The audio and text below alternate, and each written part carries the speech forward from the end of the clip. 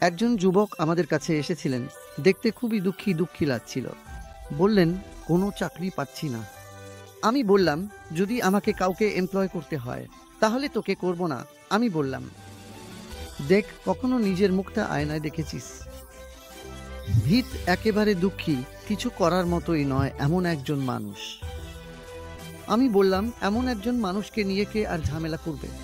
জাগো, কিছু ভালো কাজ করো, আত্মবিশ্বাস জাগাও, প্রার্থনা করো, চেষ্টা করো এবং প্রার্থনা করো। শুধু চেষ্টা করলেই হবে না, আর শুধু প্রার্থনা করলেও হবে না। একদিকে চেষ্টা করে যেতে হবে, আরেক দিকে মনে প্রার্থনা করতে হবে এবং বিশ্বাস রাখতে হবে আমার কাজ হবেই।